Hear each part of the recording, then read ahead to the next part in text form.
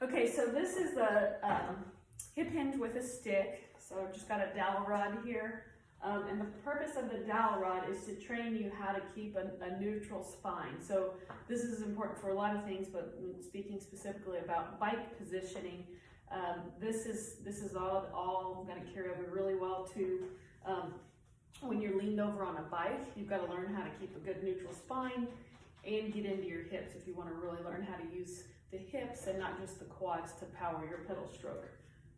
So 3 points of contact with the stick: the head, the mid back, and then the tailbone down low. So you want to maintain those 3 points of contact the whole time. You've got just a little bit of a bend in the knee, and the primary movement comes from the hips. So it's a hip hinge. Everything comes from the hips, and I'm keeping the spine nice and neutral. I've got my 3 points of contact at all the time with the stick. So common things to see are to squat this. So you're using your quads for that. So knees down. It's really not, you have some downward movement, but it's mostly hips back. So I tell people, think about there's a chair behind you. You want to get your hips back, relax the butt muscles. You should feel a good stretch through your hamstrings.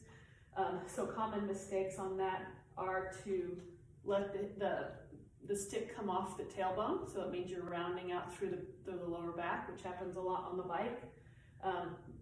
The other thing, a lot of people will lose contact with their head. So as long as you feel that on all 3 points, you know you're doing it right. The next one would be, the next progression would be the same thing except single leg. So I've got my 3 points of contact, my belly button's straight down, I've got a little bit of a bend in the knee, and then I'm tipping forward. So single leg hip hinge. Some people will need a little bit of balance support, so it's okay to take one hand off the stick and touch a nearby wall or chair. So you're still going to get benefit from this exercise if you have just a little bit of stability from the